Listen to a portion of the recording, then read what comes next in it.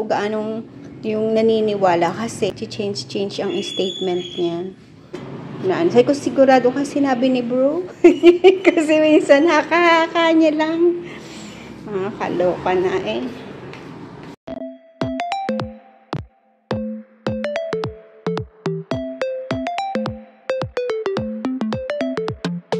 Good morning! Tayo po ay nagsasangag. Wala po si daddy, walang bibiling tinapay. May bread po kami, nag-iisang pandesal. Hindi po kami gaanong bumibili ng yung sliced bread kasi 3 lang kami. Si mama bihira naman kumain ng tinapay. So, minsan po kailangan pa naming i-ref. Diba? Ayan po, patapos na tong ating fried rice. Tapos, magpa-fry lang ako ng egg. Tag-isa kami ni mother. Tapos, siguro po, daing. Whatever na. Madami-dami pa pong mga choices dyan. May tuyo, may parang bisugo, merong dilis. Hindi natin to. High fire ko na yan para mabilis na. Good morning, good morning! Tayo po ay nakikinig ng worship songs sa umaga. In-off ko lang po. Tapos, pakatapos ko nito ng isang clip, i-on ko ulit. Ayan. Ayan po, frying egg. Tapos nakakita po ako nito. Ito, harvest namin na talong from the garden. Ipa-fry na din natin. Yung itlog po ngayon, ginawa ko, binasag ko. Kasi, para maiba naman. Kasi parati po kami yung malasado lang. Diba? Masarap din po yung maiba ang lasa ng egg. Yan. Tapos po, magpa-fry lang tayo ng, siguro tag-isa lang kaming maliit na fish ni mama. Na dried fish. Diba? Sarap na ng ating almusal. Frito from the garden. Diba? Yan. Makakaraos na naman ang almusal natin, mga kapatid. Simple-simple lang ating life. Pero hindi na simple yan, diba? It's not a simple breakfast na. Oh, diba? With effort and all. Diba? Buo lang po yan. Nahayaan ko lang yan dyan. Lalagyan-lagyan lang natin po siya ng kaunting oil. Yan. Luluto din yan. Tapos, pagka ganyan po kaliit, di ko na yan binibiyak. Pa-fry ko lang siya ng buo. Tapos, pag malambot na, pag ginanon ko po malambot na, okay na yan sa akin. Ayan na po ang ating talong. Medyo, ganyan lang po ako niyan. Hayaan ko lang yan sa mahina-hinang apoy. Pag ginanon ko po yan, wow, malapit ng maluto, diba? Usually naman, pag sobrang ganyang, parang hindi naluluto matigas, may nakatira po yan. Pag biniyak mo, saan mo lang malalaman? Yun naman ang pagka ganitong hindi binibiyak. Pero kasi po, chinek ko siya, wala namang butas. Sa garden po ito galing. Ayan. Ayan, okay na po yan. 1, 2, 3, 4, 5. Dito ko po ilalagay yung daing natin. Diba? Ito na po yun.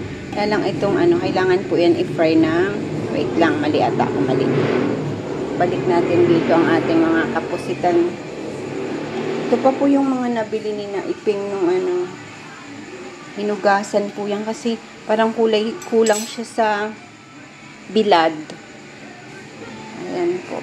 Ayusin lang natin. Tapos kakain na rin kami ni mother. Pero wala pa po siya sa loob. Nasa labas pa. Ano po siya ngayong makipagkwentuhan. Hapon-hapon andun sa kabila. Dun sa may isang side. Kikipagkwentuhan siya. Medyo madilim na umuwi. Nung isang gabi po yung na-vlog namin kahapon. Nung vlog ko kahapon. As in talagang mga 6:30, mag-7 na. Sabi ko, naman ang nanay ko. Ayan na po, andyan na si Mother Dear. Ito po yung ating pickled radish. Hindi ko pa po nalalagay sa bote. Pero nasa ref po yan.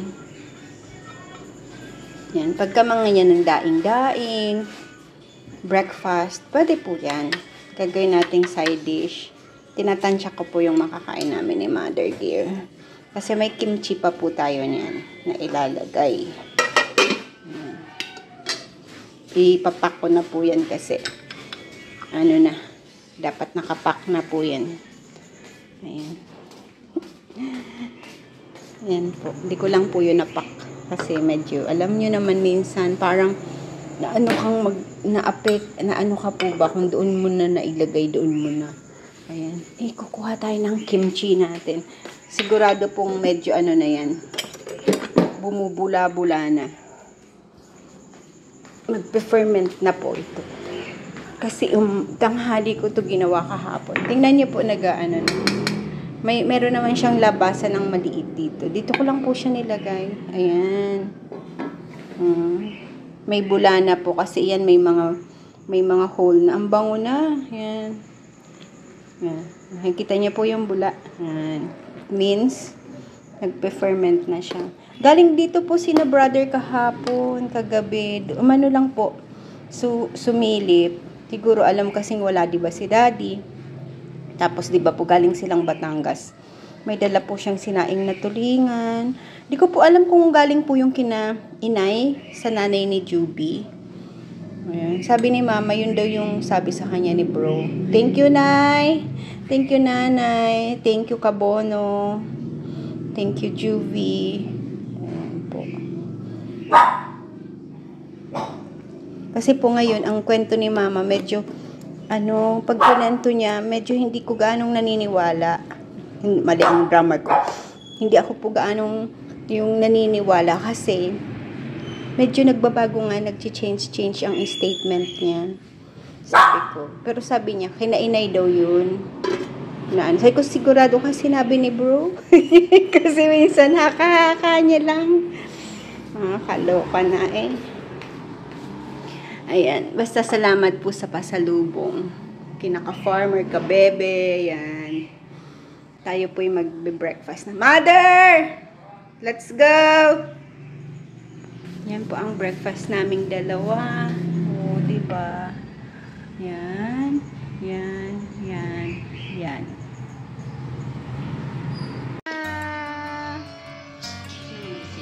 Yan po, tapos na ang ating breakfast. Ako po yung naghugas ng mga paglalagyan ko ng kimchi, tsaka yung pickled radish natin. Dito ko po siya nilalagay kasi nai-stack ko ng pagganyan sa ref. Diba po, medyo yung space ng ref namin kasi maliit lang. Diba? Tama din lang sa 3 tao. Kaya lang pagbakasyonan talaga po, diba? Ito po, yung lalagyan ng soybean paste, yan. Ganda din po, no? Lalagyan ko ng kimchi, o, diba? Parang maliit na lalagyan ng kimchi. Pagka, yan, bibilad ko po to. Diba? Yan.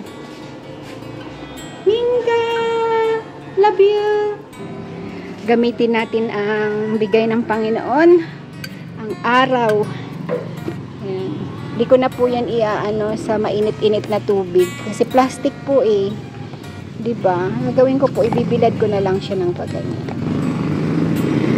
Matutuyo din at the same time, diba? Madi-disinfect siya.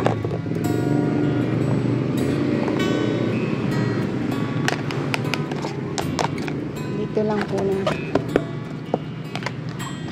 Maya-maya lang po yan, tuyo na yan. Mainit eh. Ito this one, ganun din.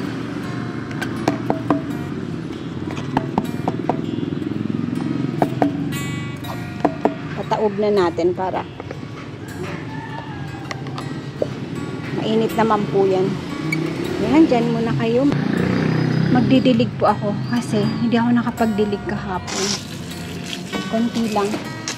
Hindi ako nakapagdilig kagabi. Ano ba nangyari sa akin? Wala ako sa routine ko kagabi.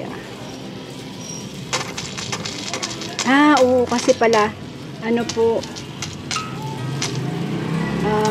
ang aga, may nangangatok. Parang caroling. Eh, kami lang ni mother. Sabi ni mama, magsarado na tayo ng pinto. Magsarado na po kami ng pinto. Nakakatakot din po pag gabi na, kakatok-katokin ka pa, di ba? Sabi ko, mother, may parang, ang aga pa namang mga rolling, ano po, parang may mga drum na dala. Sabi ko, ano po, kaaga naman. Tapos, sabi ni mother, sige na, sarado mo ng mga ilaw, saradong pinto. Ayun, kaya pala ako hindi nakapagbibig. Kasi po, ang ano ngayon, mainit. Tingnan niyo po to. Ito, mukhang ititrim ko siya. Kasi nagalaw to po ni daddy nung nagtrim siya nitong nung tinanggal po yung ampalaya. Ito hindi naman gumagandang isang ito. Ano daw po to? Pungkan ata. Pungkan ba? Dati yung makopa tinanggal din namin. Sabi ko mukhang we don't need mga ganyang puno dito kasi sabi ko ano na lang yung vegetable garden na lang natin. Pero siya po magdidesisyon, di ba? Siya lahat ang magdidesisyon. Tapos nagising po ako kanina, sabi ko, para akong sisipunin na. Iba yung alam niyo po yung pakiramdam ng lalamunan na malagkit-lagkit. Sabi ko, nung ano po last week, naramdaman ko din yun. Nag-oregano lang ako, nagpa-oregano, di ba po ako ng midnight na yon. Pinagdigdik pa ako ni daddy ng oregano. Tapos hindi po natuloy yun. Tapos ngayong pagising ko, ayan na naman siya. Sabi ko, oo. Ang matutuluyan na. Si mama may ganon-ganon din. Ayun, wala naman daw. Pero, mahirap po no? Ano po, ayaw ko ngayon, yung mga nag-uubo-ubo, beware po kayo. Yung parang hirap-hirap kayong huminga. Tapos parang ang tagal na ng ubot sipon nyo. Tapos basta parang hirap kayong huminga. Magpa-check po kayo. Nauuso yung may tubig yung baga. Yung kapitbahay po namin, ganun din daw. Dami daw na natanggal na tubig. Parang nalulunod yung ano natin, lungs. Ewan ko po baka isolated cases, pero might as well, pagka po talaga sa tingin nyo iba ang pakiramdam nyo, hirap kayo huminga, ilang hakbang lang, hinihingal kayo. Kahit sabihin nyo, sa ubo to, wala to. Magpatingin pa din po kasi kayo, baka may pulmonya na kayo, tapos nagtutubig yung baga. Mahirap po. Pag nag-shutdown yung ating pulmon, edi wala na. Yan, siya po ang nagki-carry ng oxygen papasok ng katawan, di ba? Oo. Kahit sabihin mong yung heart ang magpa-pump to carry all the oxygen sa blood, pero si lungs po ang naghihinga, siya ang pasimula ng oxygen Pag hindi siya huminga, wala siyang maibibigay na oxygen sa lahat ng parte ng katawan mo. Kaya very important po yung lungs. Very important yung lungs. Ayun po tayo'y mag-iingat. Kaya nga sabi ko kay mother, pagka may nagmamarimarites ka at naubo-ubo, step backward, 3 step backward, mga ganun ba? Wala naman sa alam naman ngayon yan, ng mga tao, aware na sa na nag-iingat, lalo na pag matanda na, di ba po? Ayan, ipapack ko na po ito. Na late ang packing natin. Ayan, tayo ay mag-aayos na. Sasabay ko na po yan sa kimchi natin. Kasi, para hindi po ma-space. Hindi siya ma-space sa ref.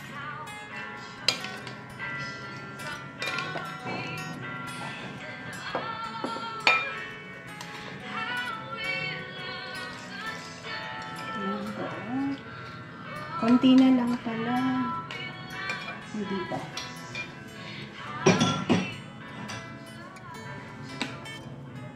Maganda po yung kumakain tayo ng ganito parate.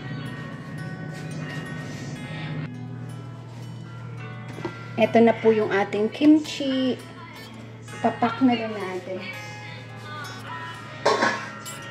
Bibigyan po natin ito si Kabebe. Kasi, si Sisi. Kasi, ito po hindi nag-aanong maanghang. unlike yung dati kong timpla, sobrang anghang po eh. Di talaga, si mama pag napapakirikir ang anghang, sabi niya. Kahit po ako eh, pag talagang. Kaya meron pa po akong chili powder sa nasa freezer lang. Kasi masisira po talaga pag hindi mo siya nilagay sa freezer. Tingnan niyo po, nagtubig na siya. Kasi po yung vegetables, nag-aano pa po siya, pag na-hit siya ng salt, mag-aano talaga siya eh. Magbibigay siya ng butter. Ito na po yung ating Sana magkasiya, pag hindi ayos lang. Nawala na po yung ganito naming iba. Pag gaganon kasi pag maghahatid-hatid ka sa kapitbahay, pag naihatid mo, syempre minsan di mo naman nakakayanang kuhanin. Hindi po to yung gaya ng disposable na isa. Ito po kasi yung matigas. Talagang pang siya eh. Sana magustuhan nila. Ayan. Ganyan lang po na eh.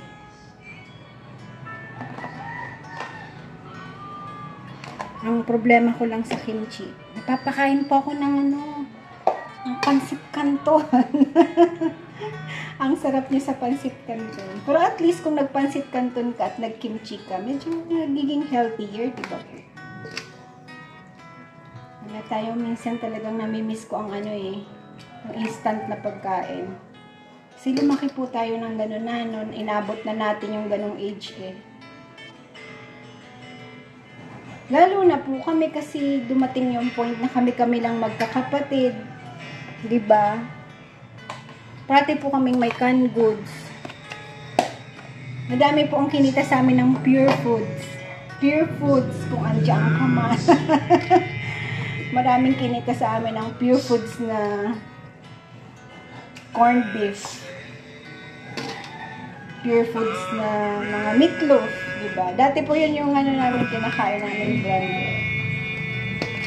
Kasi yun yung kilala namin. Siyempre kung ano yung na-introduce sa'yo ng magulang mo, na yun din ang kakainin mo, binibili mo. Ay, malakas. May sounds pala ako. Patay tayo mga kapatid.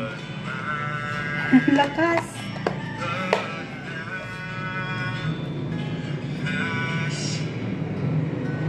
Lakas pala ng ko, ng worship song ko. Wait lang muna. Ayan. Yan, medyo pinanahan natin ng konti.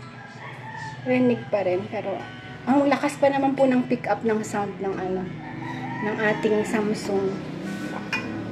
Sabi ni Daddy, pagka bibili ka niyan, bibili daw siya ng phone.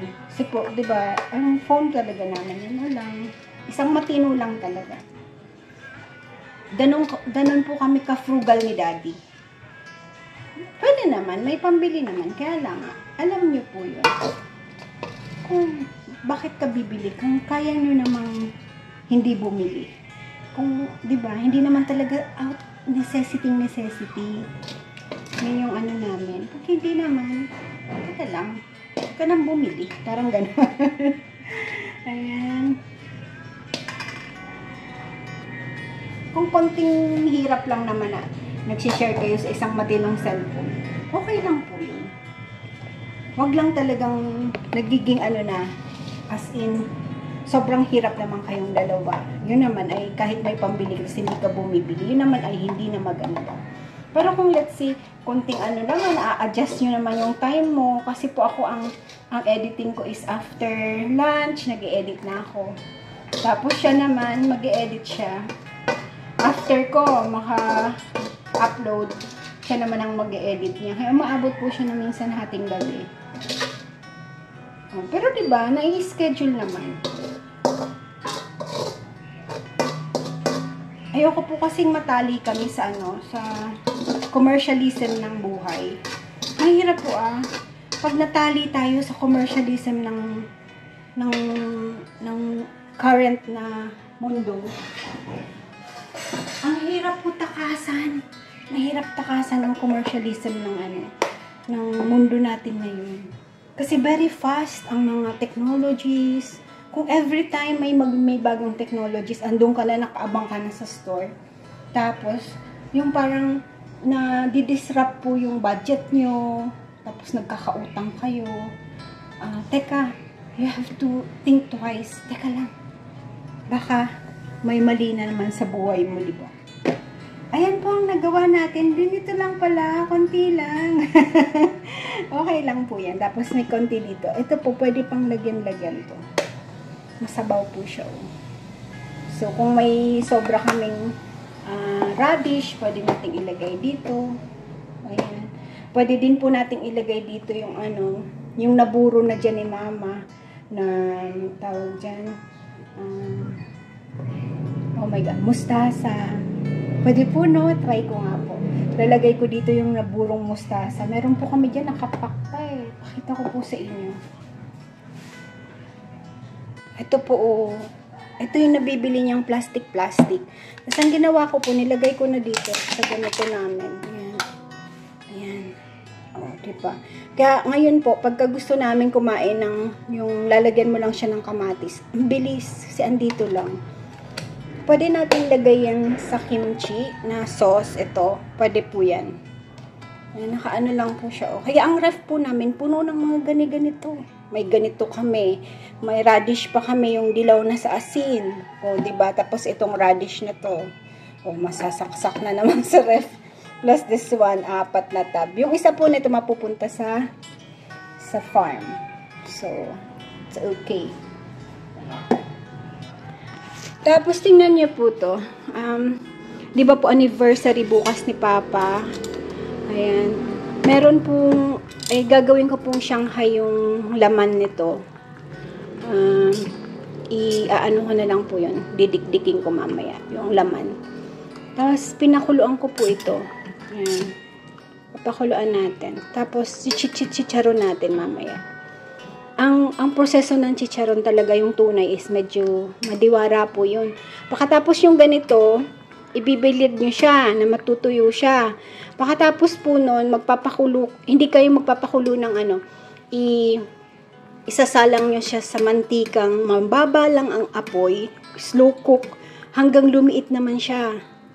Sa mantika po ito, liliit ito. Tapos pag maliit na, napawang wala na siyang ililiit, saka naman siya ipa-fry sa mantikang mainit. Doon na po siya magbo-burst na gano'n. Yun na po yung ating chicharon na kinakain. Ganun po ang proseso ng chicharon. Bakit ko po alam? Kasi po, nagchicharon kami ni Daddy nung bago kaming mag-asawa. Nag-isip kaming mag-chicharon. Diba? Nagpaturo talaga kami sa marunong mag-chicharon. Ganun po ang proseso ng chicharon.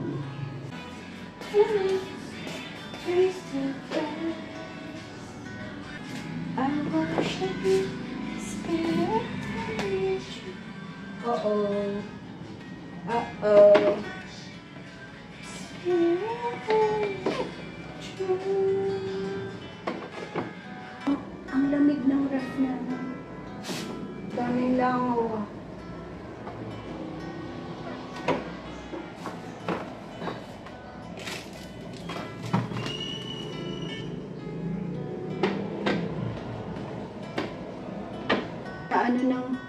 Naamoy po ng bangawang kimchi. Yan po tatry natin dito to sa kimchi. Ilang hibla lang yan.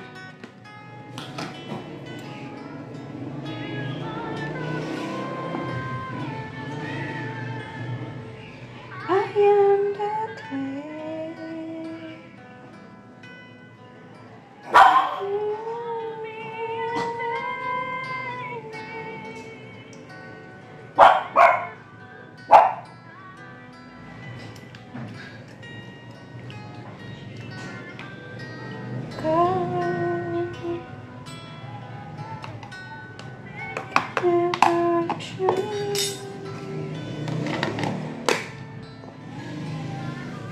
There's no harm in trying.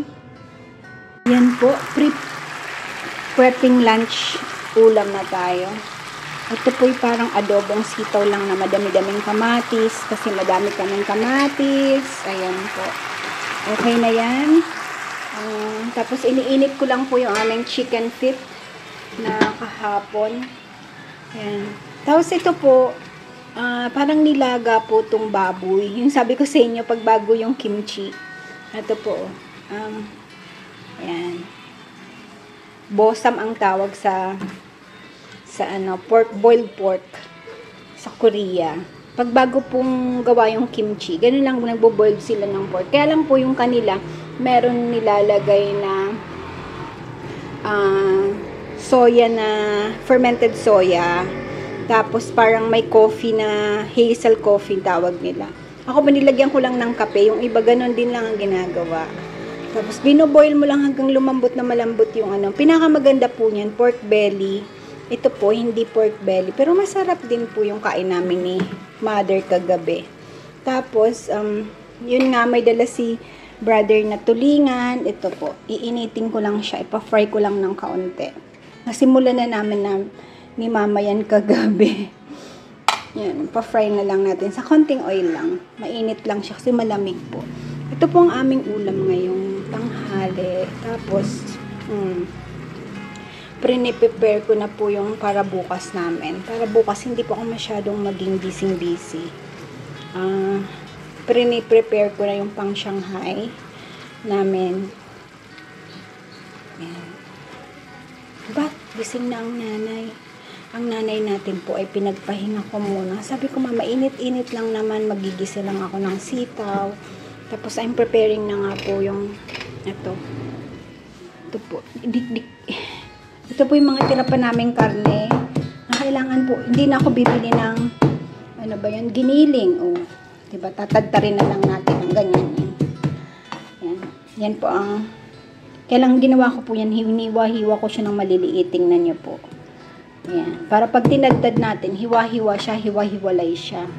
Tapos, mayroon na po ako dito na naka-separate, parang strip siya.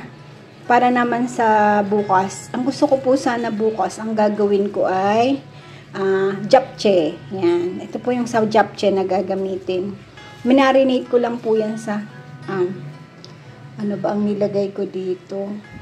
Soy sauce, at konting vinegar lang. Konting vinegar lang. Tsaka pepper and sesame oil. Yan lang po. Tapos, chiller ko na lang po yan. Bukas, para ganun-ganun lang ako. Ayan. Matutuyo-tuyo na to. Kaya lagyan natin tubig na kaunti, mga darling.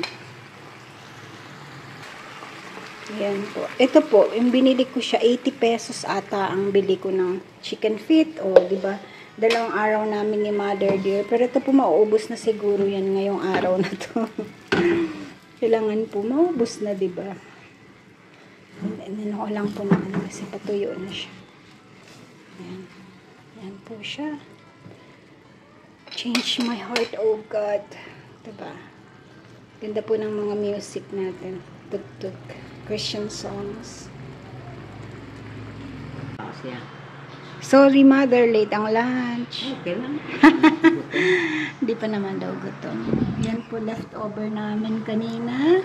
Tapos yan po yung yung sinaing na tulingan.